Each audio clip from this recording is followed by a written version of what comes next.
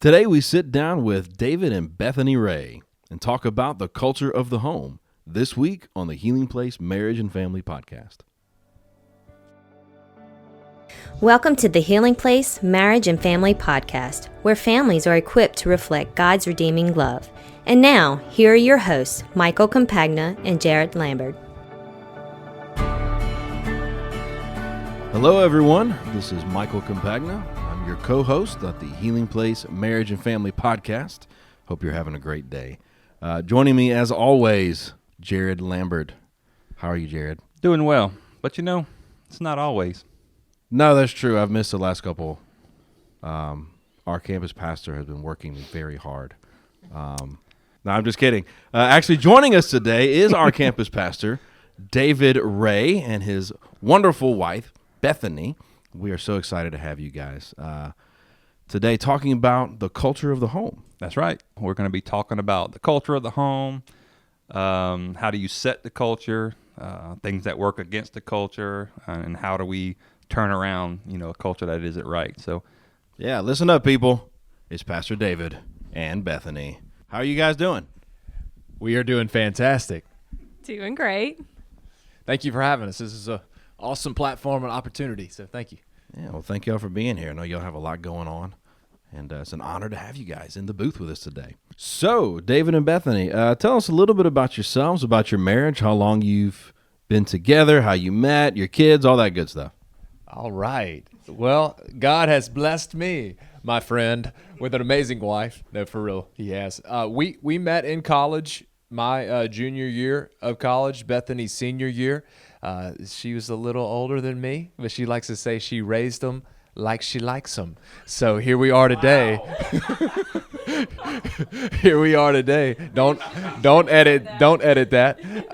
And we've been married for 11 amazing years. This past December was 11 years, and we have three just awesome children. Elijah, who's 7, Adeline, who is I went out of order here. Elijah, who is 7, Judah, who is 5, and Adeline, who is 3. And just moved here. Why don't you tell them how we moved here? Because that was kind of an adventure. We met in college at Lee University in Tennessee. And then Dave went to seminary there. And from there, he got a job at Healing Place. So that was what brought us down here in 2008. And then we've been here ever since. Well, let's dive right into it. We're talking about the culture of the home. What does that even mean? Why do we say that phrase, culture of the home? Great question. Culture of the home. Every organization, every business, every home has a culture, whether people realize it or not.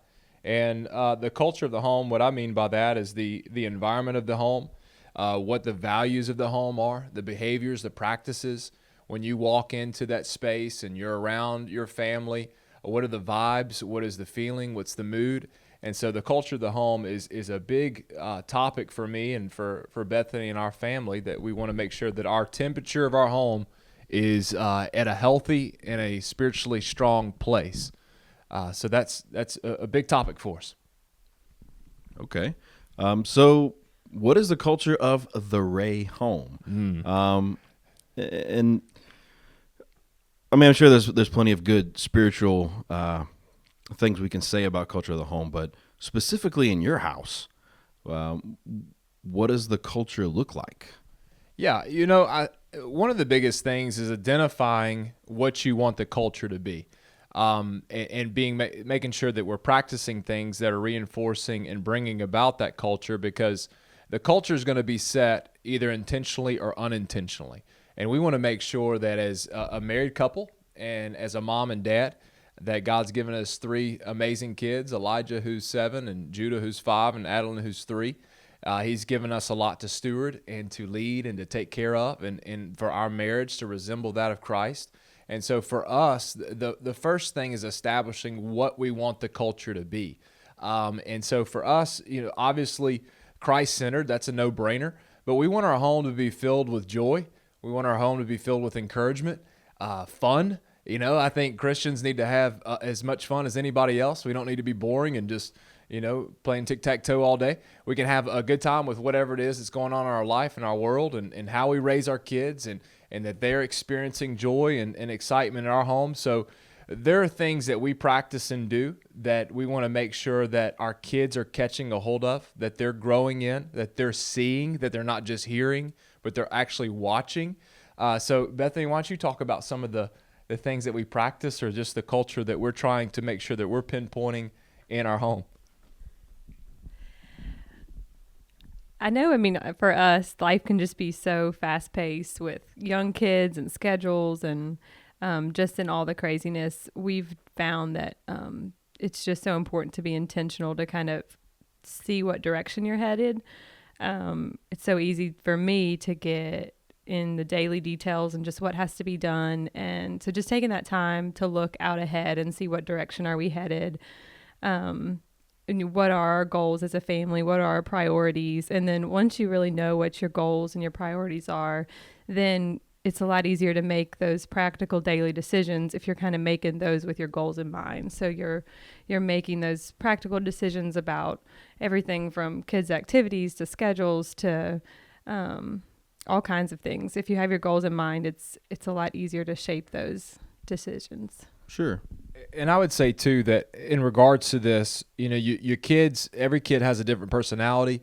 Every home has a different personality. But for us as parents, as the leaders of our home, we want to make sure that we are setting the culture.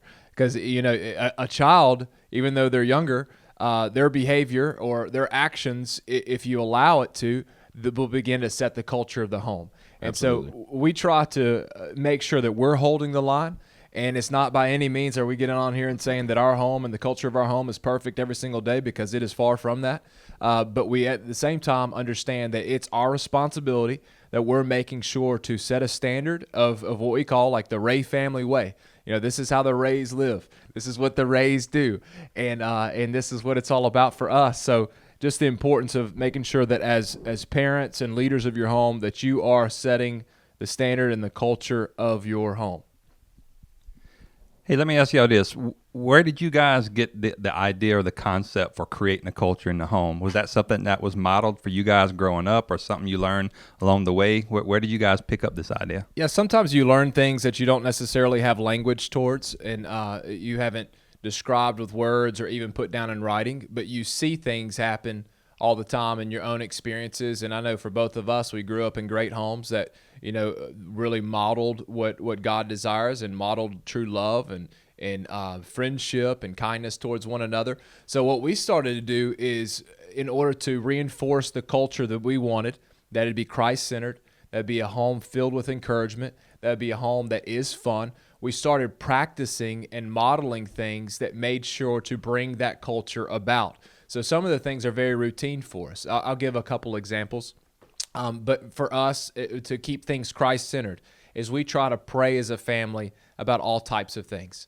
If our kids come home and they're having a difficult day, or maybe there's an argument in the family, there's an argument among Judah and Elijah, or Elijah and Adeline, we try to pray about what it is that's taking place. I know for me, taking the kids to school, and it might sound so simplistic, but just taking the kids to school every single morning, there is a certain place where we just start praying.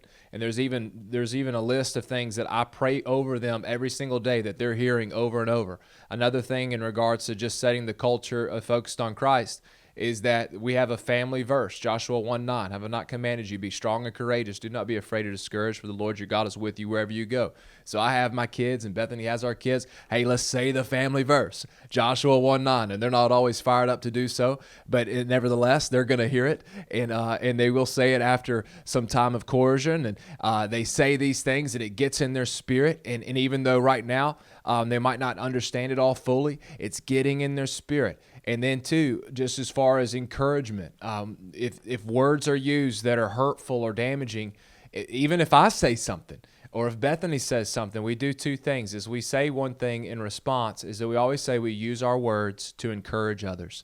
That's an important thing that we say in our family. We use our words to encourage others. So if I say something that's not encouraging, I've got to make sure to own up to it. And the same thing with Bethany and any of our kids. So we try to say these things, and then we're quick to hopefully apologize when we're not modeling that culture. Oh, and another thing, as far as spiritually speaking, is when we see something on television, because we have television, we have cable, and there might be something that comes on a commercial that we're not anticipating on Dora the Explorer or Wildcrats, and a commercial comes on that maybe it's something that is not what we want in our home, and we have a way of just saying, and we didn't like plan this, but just kind of started coming out, hey, what we just saw there, that doesn't honor God. And so our kids start picking up on that, and so they start seeing things, and they start saying sometimes at very awkward moments and times, hey, that doesn't honor God.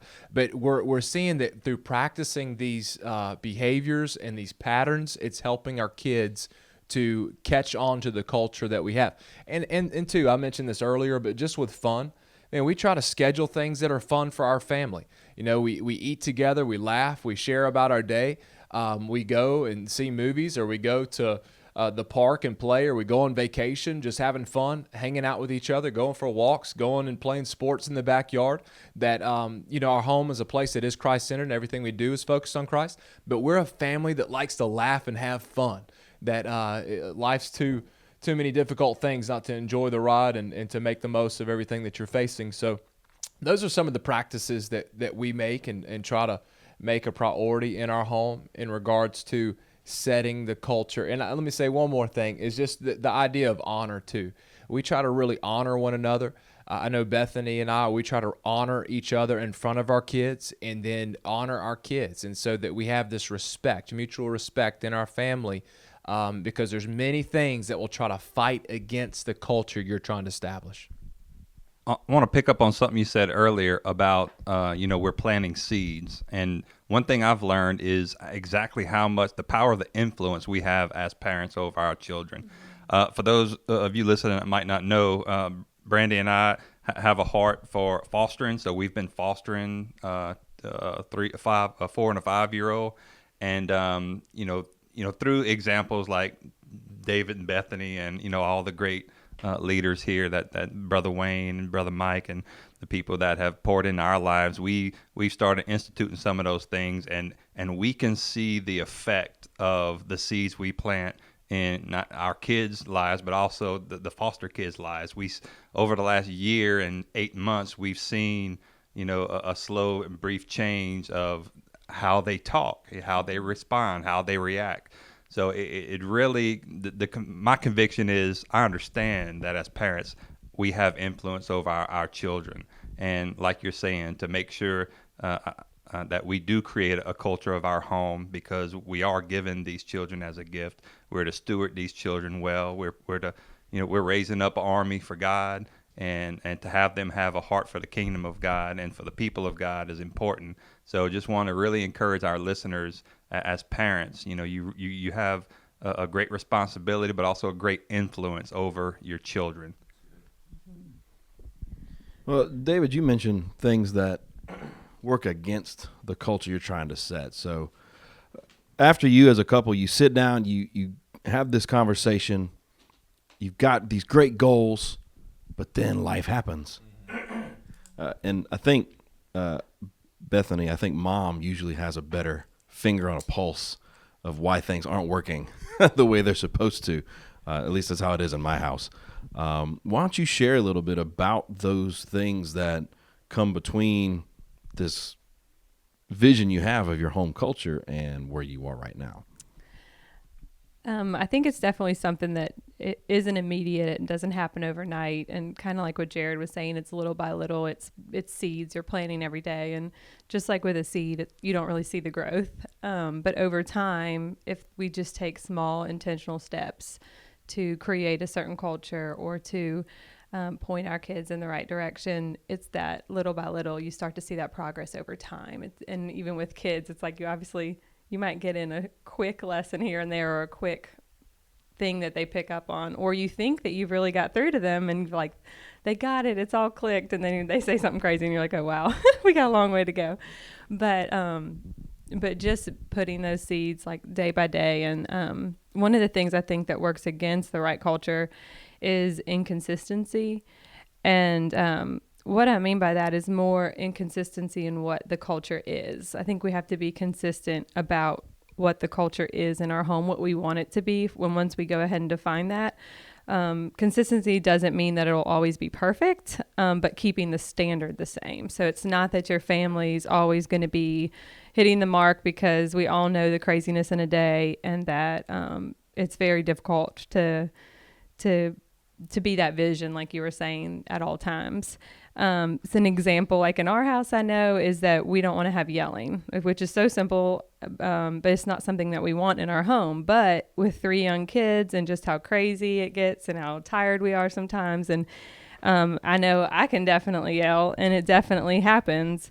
But for me, consistency means when that does happen, and when I have responded in anger, then I'm going to tell my kids that I'm sorry, that I shouldn't yell, that we don't yell in our home, that wasn't right.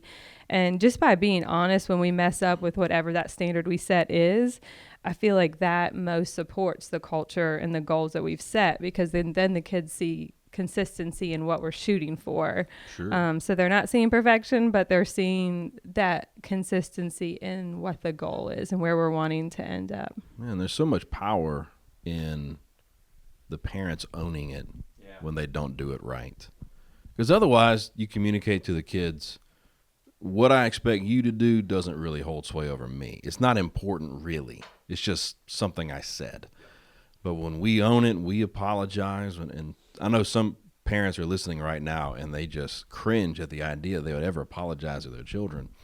That's a huge deal.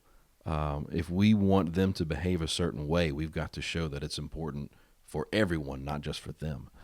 And you think about it, with confession, we confess to God all the time. Every single day, I'm saying, Lord, forgive this mindset, forgive this behavior, forgive this thought, forgive my response. And so our kids seeing us being vulnerable enough and honest enough to say, hey, I missed the mark here. My tone wasn't right. My response wasn't Christ-like. I think it teaches them and reinforces, hey, you know what? We're able to confess to one another. We'll also have a Father who loves us unconditionally, that we don't have to shy away from, but he wants us to come to him when we mess up. He wants us to come to him when things are going well, that we're able to come to him at any point in time. Yeah, I think apologizing as a parent is probably one of the best illustrations of the gospel and really growing in sanctification we can have for our kids. Because as an adult, imagine them looking up at us as authority figures, as providers, and if we illustrate that need for a savior, and if we illustrate that humility to say, I have messed up, I'm sorry for it, I'm asking your forgiveness, that opens up almost a whole new avenue for them to take when they mess up, when they do make a mistake. So instead of legalism where we lay down laws and we punish them for messing up, we got to give them real life. What does the real life of the Christian spirit-led life look like? Well, yeah, sometimes the flesh does rise up, but we respond to that conviction, and we are giving them a real life illustration of what it looks like to react out of the flesh and to confess it and to humble ourselves and to look to the Savior for forgiveness. I think that has a great impact on kids growing up. And just going back to what Bethany mentioned as far as consistency and how inconsistency works against culture, it's such a rich word of what she's saying there. And just thinking about it, expect your kids to be inconsistent, especially the younger they are. Like, they're going to be inconsistent in their behavior, and that's okay. They're learning, they're growing. God's doing a work in their life. The most important thing is hopefully for my life and for my wife's life that we're as consistent as possible, so that they have a pattern and a model to look to of what it looks like to have consistency in the areas in which please and honor God and create this culture we're trying to create. Yeah. So consistency and flesh and things like that are internal factors within the home that can affect the culture you're trying to create. What about external factors, things that the culture at large and the world is trying to inject into our kids? I mean, commercials and TV shows and other people's kids, and just how do you deal with those external things that are so clearly opposed to the culture you're trying to create at home? I think really considering each one of those decisions and God's placed you as the parent of your child. He's anointed you for that. And just knowing that we can get wisdom and advice from books and other couples, but he's placed you as the parent, and he's going to give you wisdom for your child and what your child needs in that season. And so just being, really trying to like hear from the Lord about what that is, because sometimes we know that the guidance we get from the Holy Spirit may or may not really make sense to us. We may not really understand why we feel like this child needs to do this or not do this or not be around in a certain environment, or, in just those little decisions, seeing what God is leading you for your child and just stepping out in that confidence that that's what he's giving you, because a lot of things aren't just clear cut, in those areas. And also just whatever decisions you make, preparing them for thinking just how quickly they grow up and how you're preparing them to make decisions on their own. So trying to set them up for success and really guarding them from things that could, entrap them or just really be a huge hindrance to them. I think it is our job as parents to protect from those sorts of things, and just being intentional about the boundaries you set for them. And I really like the two words you use, guard and protect. Our kids are not missionaries right now. They're 7, 5, and 3. And so our job right now is to protect them and to guard their life and prepare them. So right now, we're making decisions on what type of entertainment they're engaging in. We're making sure that to a large extent, what type of kids they're around, if certain environments are healthy for them or not healthy for them. So we're making those decisions for them, and hopefully in that, preparing them for what's to come. Because what you asked, Michael, is such a great question, is how do you make sure that this counterculture that's out in the world doesn't start to infiltrate? Well, right now we're at such a young stage with our family, and some of you might be listening and your kids are in high school, or maybe they're in college, and you're at a completely different context, completely different state as it relates to where your kids are. But for us and any listeners who have kids that are younger, it is a priority on us to make sure that we're protecting our kids and preparing them for what God has in store for them down the line, so that when they start to make decisions, they've seen something modeled in a way that is helpful. And just one other thing I would add is to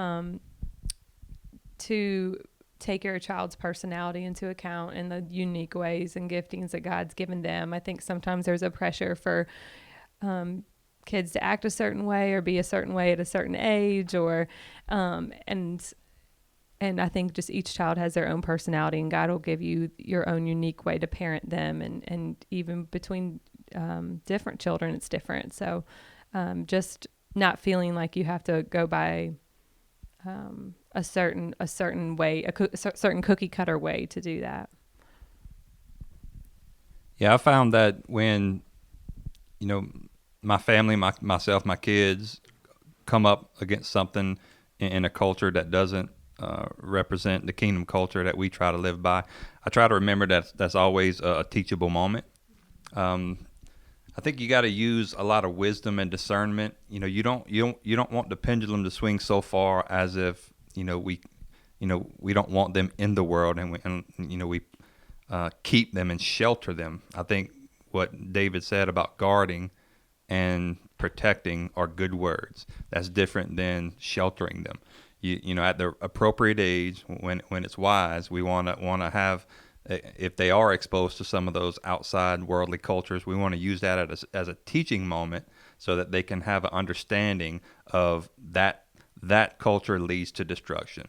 That we want a kingdom culture that leads to life. We want to glorify God, because when we glorify God, we walk in the most joy that God has for us. So there's a lot of involvement as parents that we have to take, and there's a lot, you got to look at it all as teachable moments. That's really good. Okay, so let's say people are listening, they're like taking stock of their own home culture, and it is clearly not what they want it to be. Maybe when they first started parenting, they weren't believers. Now they're trying to turn that thing around, or maybe they didn't ever have a good example, so they never knew, or whatever.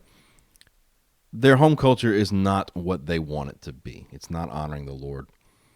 How do they turn that ship around? What, if any, action steps can they begin today to kind of right that ship a little bit?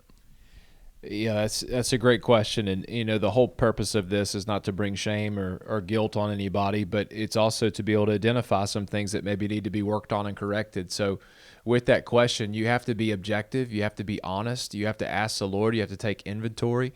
What are some things that are going well? Because even in homes that are struggling and maybe there's some things that are complicated, there's usually some redeemable things that are taking place.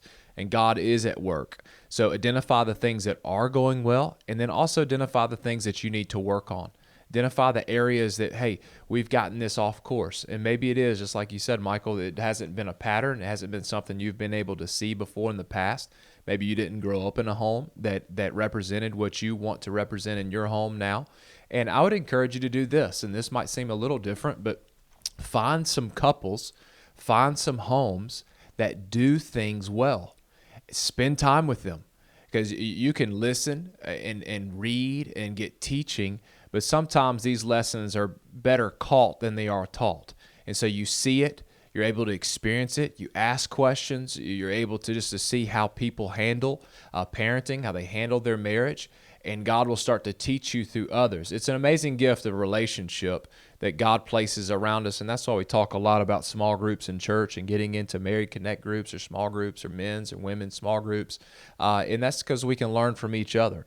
And I was blessed, and I know Bethany was too. We're blessed in great homes, but there's always things, even within your own home, that you constantly want to improve. You constantly want to become more and more like Christ. So all of us have some steps to take. But Mike, just going back to that, is identifying what's going well, what needs to change, and how to change it, and then placing yourself around people who are emulating what you want to duplicate. And I would also say to just start with small steps. Once you've defined that, don't underestimate the impact of just a small daily decision. Like if you're wanting to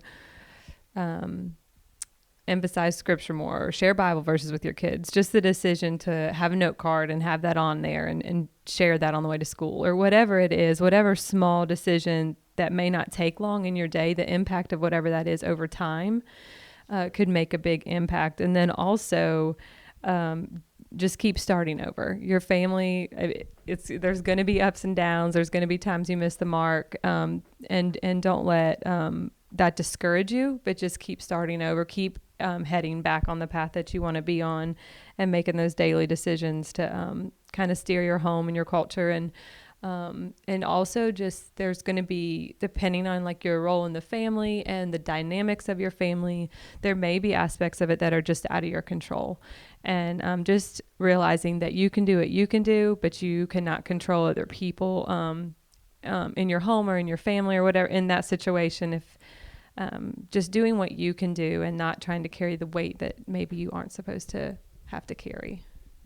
I think one item that all of us have to, let's just say a lot of us have to fight against is when somebody is doing something that you know is not right for them, it's not right for your family. Our flesh wants to get mad. It's a natural response. Hey, get this right. This isn't what we do. And our flesh can get heated. And one thing we try to remind ourselves of is that the anger of man does not produce the righteousness of God. The anger of man does not produce the righteousness of God. So if my kids are upsetting me, or your spouse is upsetting you, and maybe they're doing the wrong thing, and you being upset is justifiable, but yet my response to that is going to greatly impact any change that's possible about coming about. So, love always is the route to go, in loving unconditionally, serving, laying your life down. Because again, for us, we just learned, and the scriptures so clearly teach, that the anger of man never produces the righteousness of God. Come on.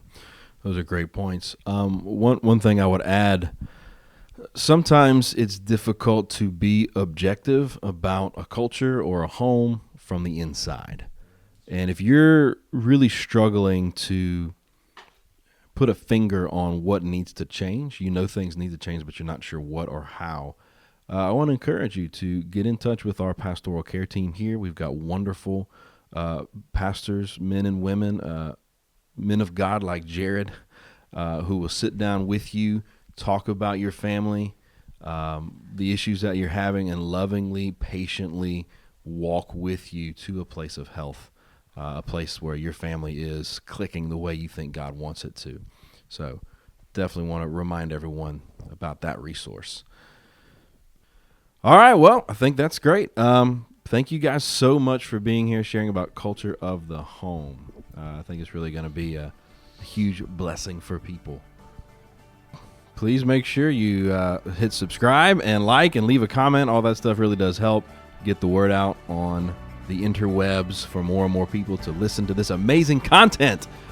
Thanks so much for listening, and we'll see you next time. Thank you for joining us for today's podcast. For more information about Healing Place Church, visit us at healingplacechurch.org. For more podcast episodes, subscribe to the Healing Place Marriage and Family Podcast on iTunes or the podcast server for your device.